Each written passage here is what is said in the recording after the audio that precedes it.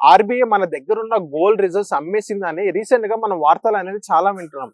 అందులో ఎంతవరకు ఫ్యాక్ట్ ఉంది అనేది ఈ వీడియోలో మనం తెలుసుకుందాం. ఈ వీడియో ఎండ్ వరకు చూడండి. మా ఛానల్ ని ఫాలో అండ్ సబ్స్క్రైబ్ చేయండి. ఆర్బీఐ $12 బిలియన్ వర్త్ గోల్డ్ అమ్మేసిందని మనం రీసెంట్ గా వింటున్నాం.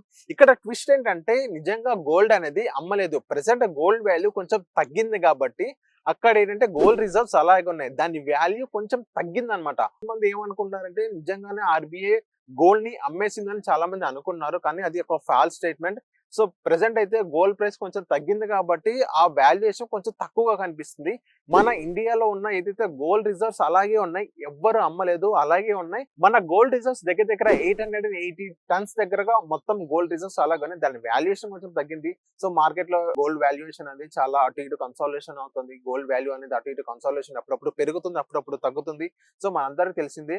సో దాని వల్ల మనకి గోల్డ్ పైన కొంచెం ఇంపాక్ట్ పడుతుంది. అంతేగాని గోల్డ్ రిజర్వ్స్ అనేది ఎవరు అమ్మలేదు. వాల్యూ తగ్గిందంటే గోల్డ్ వాల్యూ అంతే. చాలా మంది గోల్డ్ నుంచి క్రూడ్ ఆయిల్ షిఫ్ట్ అవుతున్నారు ఇన్వెస్టర్స్.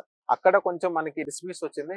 యూజువల్లీ ఎవరేం గోల్డ్ సెల్ చేయలేదు, గోల్డ్ అలాగే ఉన్నాయి. ఇలాంటి వీడియోస్ మా ఛానల్లో వస్తానుంటే మా ఛానల్ ని ఫాలో అండ్ సబ్స్క్రైబ్ చేయండి.